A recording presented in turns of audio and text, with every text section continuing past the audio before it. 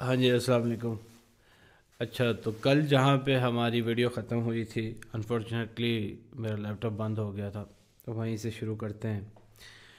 तो मैं बात कर रहा था हमारे एक स्टूडेंट की, जो कॉपी राइटिंग करते हैं, और उन्होंने कहा जी कि आप के पास क्या अभी कोई ऐसा प्रोजेक्ट आएगा जिसमें आप मुझे हायर करेंगे। तो मैंने कहा कि नहीं, ऐसा नहीं होगा। हमने कुछ एक राइटर्स को हायर किया हुआ था, और अब हम राइटर्स हायर नहीं कर रहे हैं, क्योंकि हम राइटर्स हायर करते हैं और राइटर्स जो है वो एआई यूज़ करते हैं, और वो एआई से लिख के एडिटर को भेजते हैं, यानी मुझे भेजते हैं, और मैं फिर जो है वो दोबारा उसको एडिट करता हूँ।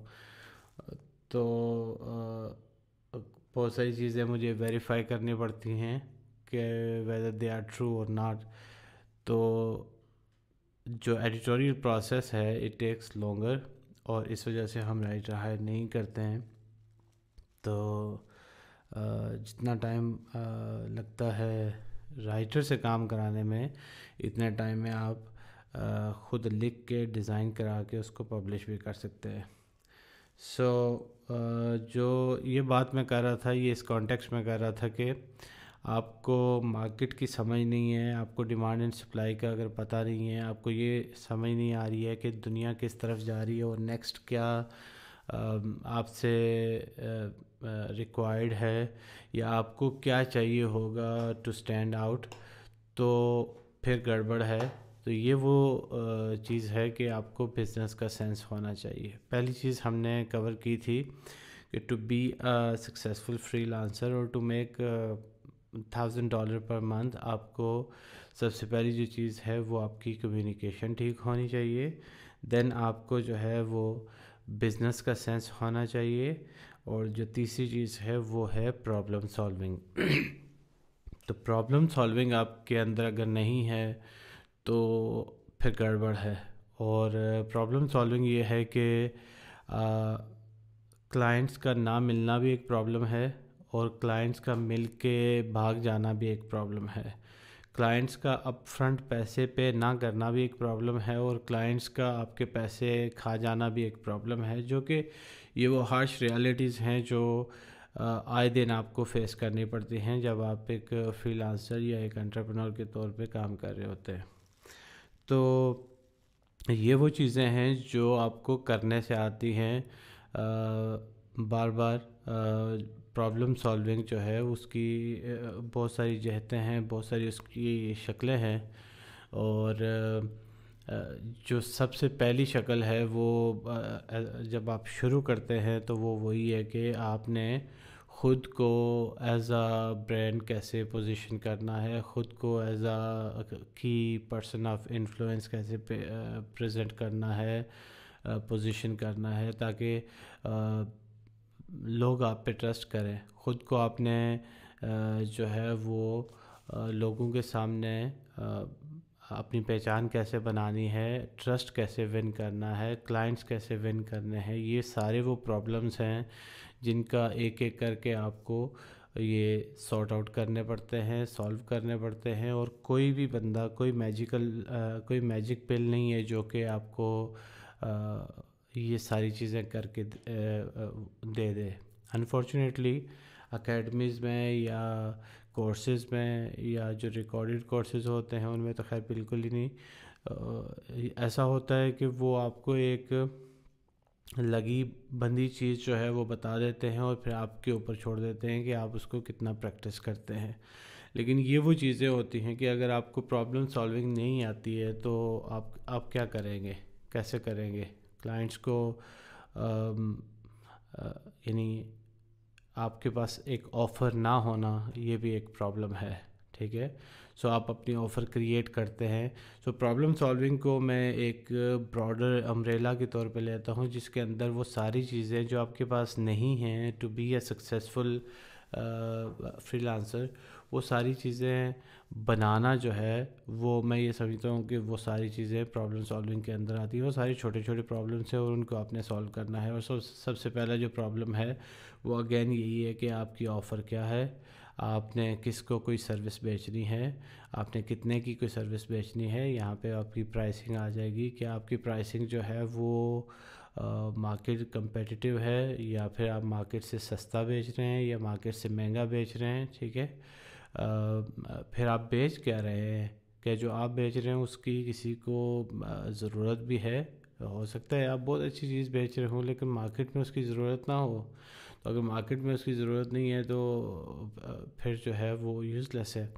तो यहाँ पे जो मार्केट सेंस है, जो बिज़नेस सेंस है, वो और आपकी प्रॉब्लम सॉल्विंग स्किल जो है वो ओवरलैप भी कर रही हैं। जो लास्ट सेगमेंट हमने पढ़ा था, जाना था जिसके बारे में कि आपको बिज़नेस का सेंस होना चाहिए, और अगर बिज़नेस का सेंस नहीं है तो फिर आपकी जो प्रॉब्लम सॉल्विंग स्किल्स हैं वो भी महदूद हो जाती हैं, क्योंकि फिर आप अपनी ज़ात की हद तक जो प्रॉब्लम्स होती हैं उनको सॉल्व कर रहे होते हैं। फॉर इंस्टेंस मैं एक कोर्स स्टूडेंट की आपको एग्जांपल देता हूँ कि जब वो उनको लगा कि कोई उनको हायर नहीं कर रहा, तो ही अस्यूम्ड एक्चुअली कि प्रॉब्लम उनमें है, चूँकि उन्हें ज़्यादा नहीं आता। तो उन्होंने उसका हल ये निकाला कि एक कोर्स किया, फिर दूसरा किया, फिर तीसरा किया, फिर चौथा किया, और so on and so fourth. वो कोर्सेज़ ख़रीदना शुरू हो गए और उनको लगा कि प्रॉब्लम अंदर है, यानी उनका जो स्किल सेट है दैट इज़ लाइक वो बिलो पार, और उसको जो है उन्हें इम्प्रूव करना चाहिए। जबकि प्रॉब्लम अंदर नहीं था, प्रॉब्लम बाहर था कि वो जो बेचना चाह रहे थे वो डिमांड में नहीं था। और अगर वो डिमांड में नहीं है तो फिर आप प्रॉब्लम सॉल्विंग को जितना मर्ज़ी आप प्रॉब्लम्स को सॉल्व करने की कोशिश करें, आप उसको एब्स्ट्रैक्ट में देख रहे हैं, आप प्रॉब्लम को एब्स्ट्रैक्ट में देख रहे हैं कि ये प्रॉब्लम है और इसका ये सलूशन होगा, जबकि आपको उसे इन कॉन्टेक्स्ट विद मार्केट और in context with demand and supply देखने की ज़रूरत होती है। अच्छा, ये चीज़ आ गई। आपने प्रॉब्लम सॉल्व कर लिया, आपने अपनी ऑफ़र बना ली, आपने ये डिसाइड कर लिया कि आपने क्या बेचना है और किसको बेचना है। आपने ये डिसाइड कर लिया कि आपने जो है वो जो सर्विसेज हैं वो कितने की बेचनी है। यानी अब प्राइसिंग के अंदर भी जो है वो डिफरेंट मॉडल्स हैं। प्राइसिंग में अगर आप जाते हैं तो पहला मॉडल ये है कि आप किसी से पैसे लें और उसको एक चीज़ बना के दे दें। That is called value based pricing. के वो आपसे ये नहीं पूछेगा कि आपने इस पे कितने घंटे लगाए हैं, वो आपसे ये नहीं पूछेगा कि आपने जो है वो इस पे जो है वो कितने लोगों से काम कराया है। उसको एक चीज़ चाहिए थी और आपने वो चीज़ उसको दे दी और वो हो गया। दूसरी प्राइसिंग होती है कि आप कहते हैं जी कि चूँकि मेरा इस पे इतना टाइम लग रहा है और इतनी मेरी इस पे जो है वो एनर्जीज लग रही हैं और इतनी मेरी लेबर लग रही है, ठीक है, तो इसलिए मैं आपसे इसके इतना चार्ज करूँगा। ये एक बड़ा गैर माकूल सा तरीका है प्राइसिंग का, जिसमें होता ये है कि लेट्स से आप कहते हैं जी कि मैं $50 लेता हूँ पर आवर के, ठीक है। या जैसे वेस्ट में, यूके में या अमेरिका में हमारे जो लोग जाते हैं वॉलमार्ट पे या डिफरेंट वेयर हाउसेस पे वो काम करते हैं, तो वो मेरे ख्याल में, या कैफेटेरियाज़ पे काम करते हैं, तो वो कोई $8 कमा रहा होता है पर आवर के, कोई 10 कमा रहा होता है, कोई 15 कमा रहा होता है। तो लेट्स से आप कहते हैं जी कि मैं $20 लेता हूँ पर आवर के, और उस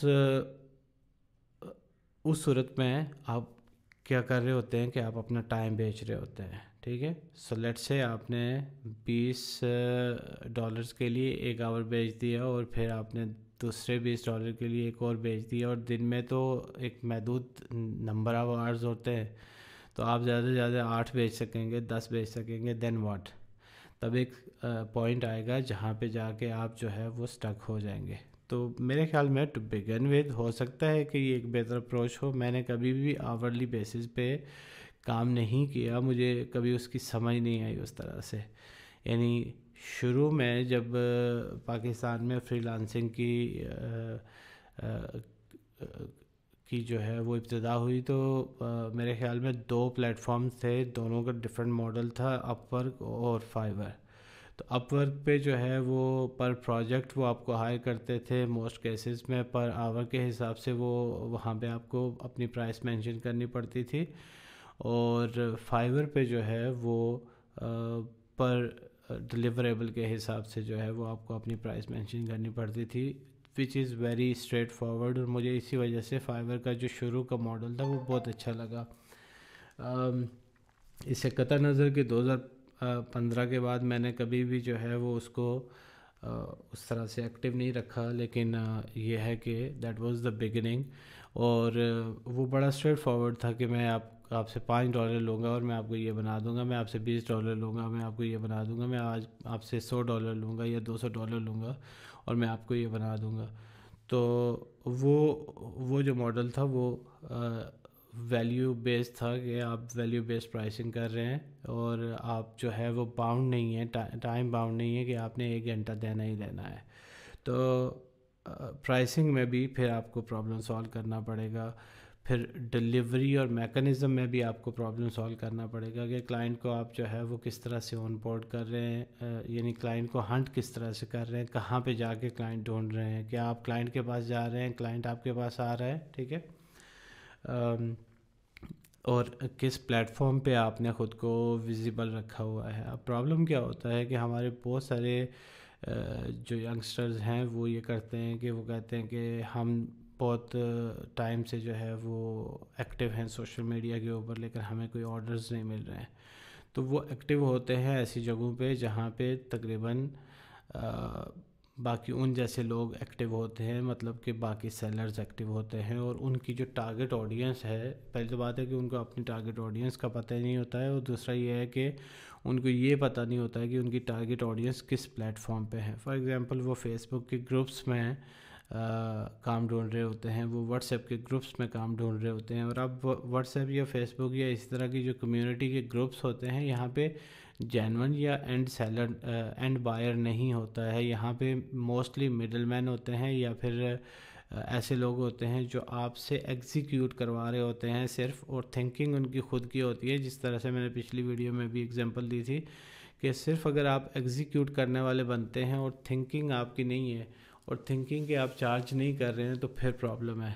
फिर ज़्यादा से ज़्यादा एग्जीक्यूशन के आप $5 ले लेंगे, 10 ले लेंगे, 20 ले लेंगे। लेकिन अगर आप ये कहते हैं किसी को कि भाई ये तुम्हारा प्रॉब्लम है, मैं ये तुम्हें प्रॉब्लम सॉल्व करके दूंगा, चाहे जिस तरह से मैं मर्ज़ी करूँ, उसमें थिंकिंग भी मेरी होगी, स्ट्रेटजाइज मैं खुद करूँगा, प्लान मैं खुद करूँगा, एग्जीक्यूट मैं खुद करूँगा या टीम से कराऊँगा, और ये जो है वो एंड चीज़ तुम्हें मिलेगी। और जो एंड चीज़ होगी इट विल वर्क, क्योंकि ये रिसर्च बेस्ड होगी और इसकी ये क्वालिटी होगी वगैरह वगैरह।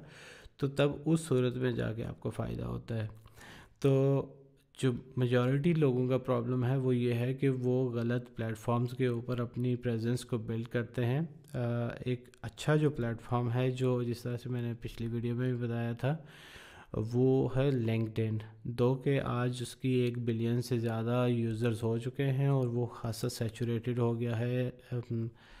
लेकिन still LinkedIn is a place जहाँ पे आपको बहुत ज़्यादा बायर्स मिलते हैं, सीईओज़ मिलते हैं, फाउंडर्स मिलते हैं, डिसीजन मेकर्स मिलते हैं, बिज़नेस ओनर्स मिलते हैं। तो उन लोगों से अगर आपकी नेटवर्किंग होती है, वहाँ पे अगर आप कंटेंट क्रिएट करते हैं, आप विजिबल होते हैं, वो आपको अप्रोच करते हैं या आप उनको अप्रोच करते हैं, और फिर उस कम्युनिकेशन को जो हमने पिछले लेक्चर में डिस्कशन में उसको डिस्कस किया, उस कम्युनिकेशन की स्किल को बरूएकार लाते हुए, उस बिज़नेस माइंडसेट को यूज़ करते हुए, उस प्रॉब्लम सॉल्विंग की स्किल को यूज़ करते हुए आप उस बंदे तक पहुंचते हैं, तो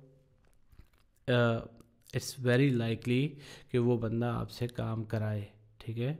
तो that's how you get your clients. और एक बंदे को आप रीच आउट करते हैं, फिर दूसरे को करते हैं, फिर तीसरे को करते हैं, फिर चौथे को करते हैं, और या फिर ये है कि आप एक पीस ऑफ कंटेंट अपने लिए क्रिएट करते हैं, दूसरा करते हैं, तीसरा करते हैं, चौथा करते हैं, और यूँ आप अपनी क्रेडिबिलिटी बनाना शुरू कर देते हैं कि आप दिखाते हैं कि आप अपनी जो कैपेबिलिटीज़ हैं उनको शो करते हैं कि ये मैं ड्रा कर सकता हूँ, ये मैं एडिट कर सकता हूँ, ये मैं स्केच कर सकता हूँ, ये मैं डिज़ाइन कर सकता हूँ, ये मैं लिख सकता हूँ। तो बेसिकली जब आपने एक चीज़ लिखी और आपने वो उसको $1 बिलियन के एक प्लेटफॉर्म के ऊपर शेयर कर दिया, तो अगर 500 लोग भी उसको देख लेते हैं या 100 लोग भी उसको देख लेते हैं, और उन 100 लोगों में एक बंदा भी ऐसा होता है जो कहता है कि यार मुझे एग्जैक्टली ये चीज़ चाहिए थी, ठीक है, तो मुझे आप ये कितने की करके देंगे।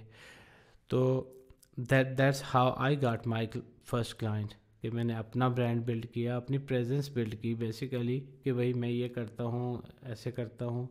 तो समवन केम टू मी और उन्होंने कहा जी कि मुझे अगर आप ये करके दें तो ये कितने का करके देंगे, and then second client and then third client, जो कि मैंने कल भी आपको बताया था। तो एनीवेज, सो फार हमने डिस्कस कर लिया कम्युनिकेशन को, हमने डिस्कस कर लिया बिज़नेस को, हमने डिस्कस कम्युनिकेशन स्किल्स को, बिज़नेस माइंडसेट को, प्रॉब्लम सॉल्विंग को, और अब आ जाती है आपकी जो है वो हार्डकोर स्किल। इसमें मेरे ख्याल में मैं कोई एक चीज़ मिस कर रहा हूँ जो अभी मेरे जहन में नहीं आ रही, अगर वो आती है तो मैं बता देता हूँ। बट मुझे ये लगता है कि हाँ, एक जो चीज़ है नेक्स्ट वो है कंप्यूटर विद एआई, और या इंटरनेट विद एआई, जो भी उसको आप कह लें, वो चीज़ जो है वो आपकी हार्ड कोर स्किल से पहले आएगी। चाहे आप डिज़ाइन करते हैं, राइटर हैं, एडिटर हैं, what ever your hard core skill is, आपको आपका जो नॉलेज है कंप्यूटर का और इंटरनेट का और आर्टिफिशियल इंटेलिजेंस का, वो बहुत ज़रूरी है आज के दौर में स्टैंड आउट करने के लिए। और अगर आप जो है वो आपका नॉलेज लेट से एवरेज है, ठीक है, और आपका इतना ही नॉलेज है चैट जीपीटी का, और आप एक राइटर हैं लेट से, और आपका इतना ही नॉलेज है जितना कि आपके क्लाइंट का एक नॉलेज है, और आप एक चैट जीपीटी में एक प्रॉम्प्ट लिखते हैं कि मुझे जो है वो एक लिंक्डइन की पोस्ट लिख के दे दो, तो वो जो पोस्ट होगी it won't be better than the post जो कि आपका एंड क्लाइंट, जो आपका जो बायर है, वो खुद लिख सकता है। तो तब वो फिर आपको किस लिए हायर करे, ठीक है। सो कंप्यूटर विद एआई जो है वो एक ऐसी रिक्वायरमेंट है जिसको जो आपको हर एक स्किल के साथ चाहिए होगा। और इसको अगर आप थोड़ा सा जूम आउट करके देखें तो यानी इवन सर्विस बेचने से पहले आपको जो है कंप्यूटर विद एआई चाहिए। फॉर एग्जांपल एक बंदा है, वो आपसे प्रपोजल डिमांड कर रहा है, और उसने आपको अपनी रिक्वायरमेंट्स बता दी हैं कि मुझे ये चीज़ें चाहिए, और वो आपसे कह रहा है कि मुझे एक प्रपोजल दें कि मुझे आप ये चीज़ें किस तरह से बना के दे देंगे।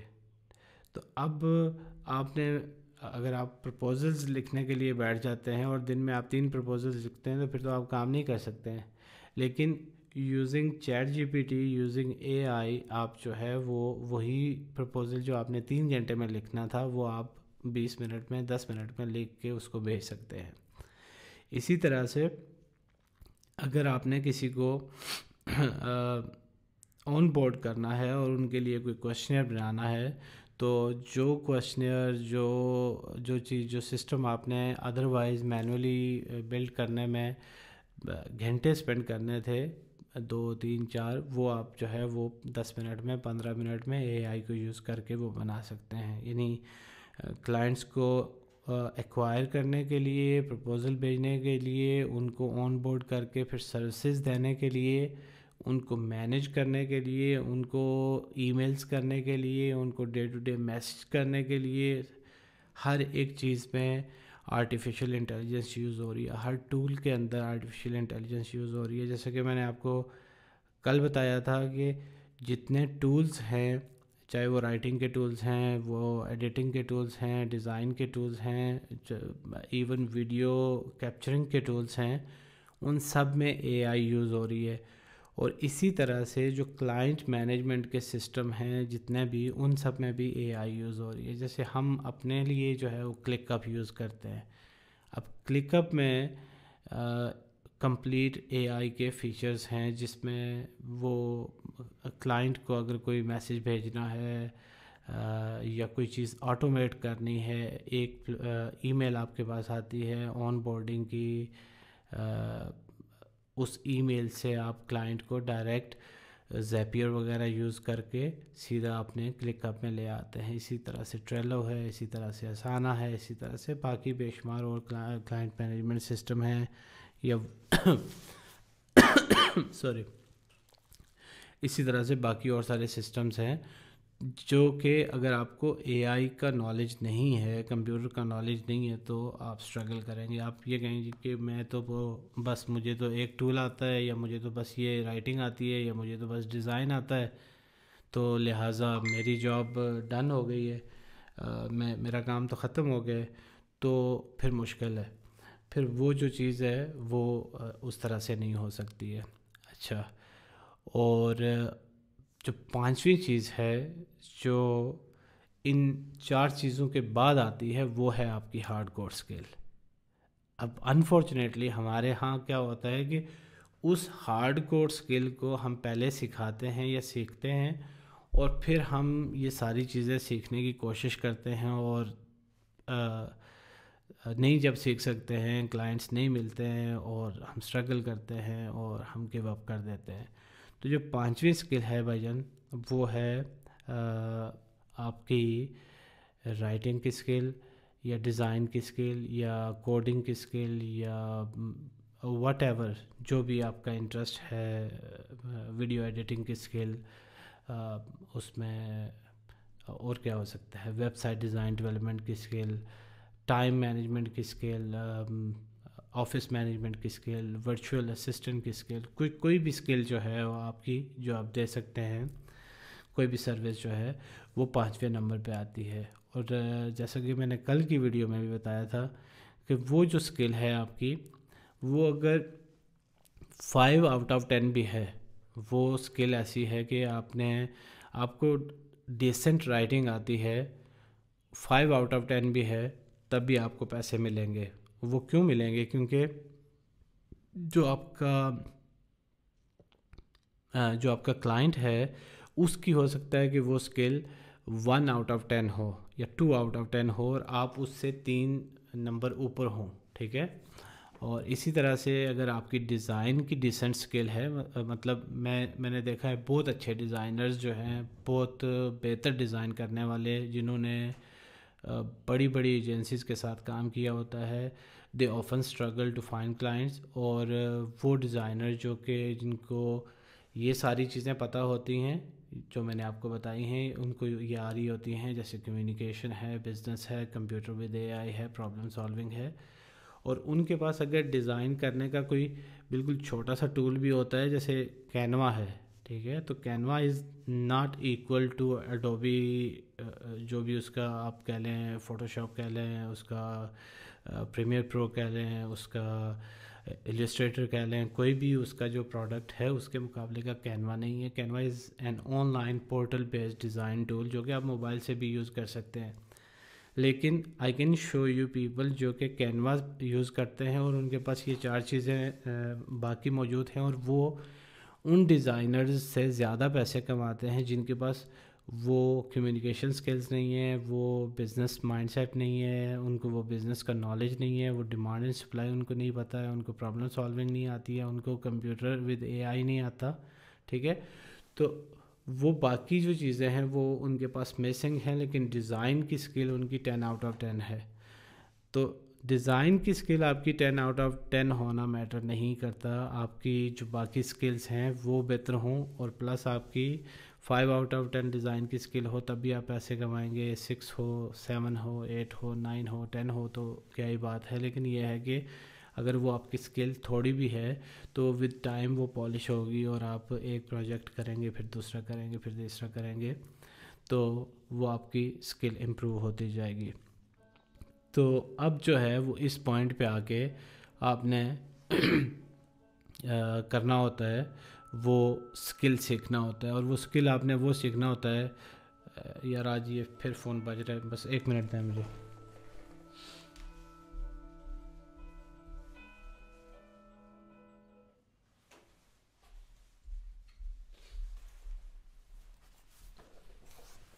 अच्छा सॉरी।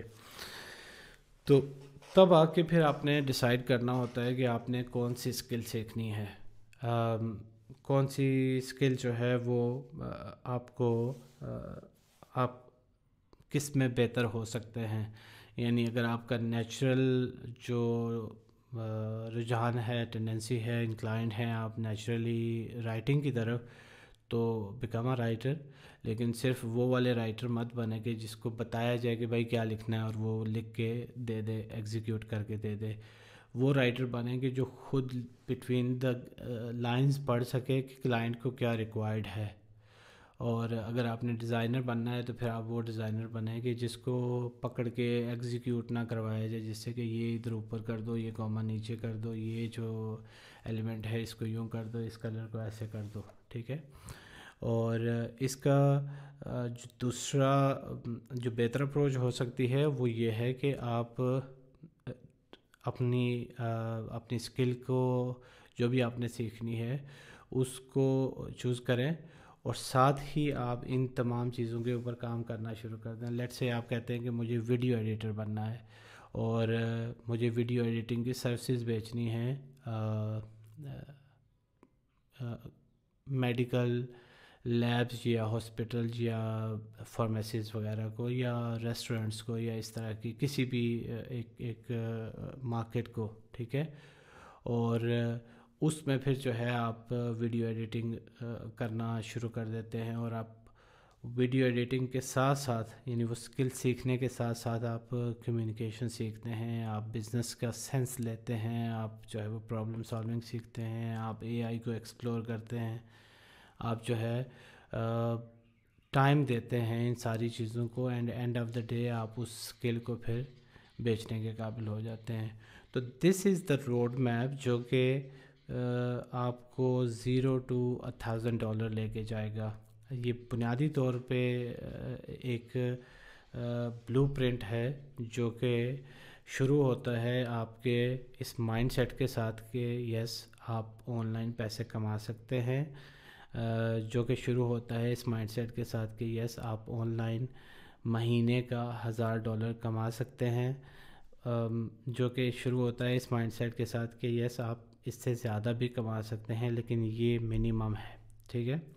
अच्छा, अब आपके पास ये पांचों चीज़ें आ गई और अब आपने जो है क्लाइंट को सर्व करना है और उनसे पैसे कमाने हैं। तो ज़रूरी नहीं है कि शुरू में आपको एक ही क्लाइंट मिले और उससे आप $1,000 चार्ज करें। आप ऐसा भी कर सकते हैं, लेट्स से आप डिज़ाइन करते हैं और आप ऐसा भी कर सकते हैं कि आप 5 लोगों को एक चीज़ डिज़ाइन करके दें और हर बंदे से आप $200 चार्ज करें, तो आपके $1,000 हो जाते हैं। अगर आपको लगता है कि नहीं आप $200 नहीं चार्ज कर सकते, आप $100 चार्ज करें और 10 लोगों से आप जो है वो चार्ज करेंगे तो आपके $1,000 हो जाएंगे। आपको लगता है कि नहीं आपका स्किल सेट $100 वाला भी नहीं है, आपको कोई $50 देगा जो चीज़ आप कर रहे हैं, तो आप $50 चार्ज करेंगे और 20 लोगों का काम करेंगे, ठीक है, तो आपको $1,000 आप कमा सकते हैं। तो इस तरह से आप नीचे आते जाएं प्राइस में, जो कि आपको लगता है कि इतने ज़्यादा लोगों का जो कि आपको लगता है कि आपकी स्किल ये है और इतना आप इजीली एक क्लाइंट से चार्ज कर सकते हैं और वो आप चार्ज करें। वो 5 क्लाइंट को सर्व करके आप $1,000 कमाएं, वो 10 क्लाइंट को सर्व करके $1,000 कमाएं, वो 20 क्लाइंट को सर्व करके $1,000 कमाएं, वो 50 क्लाइंट को सर्व करके $1,000 कमाएं।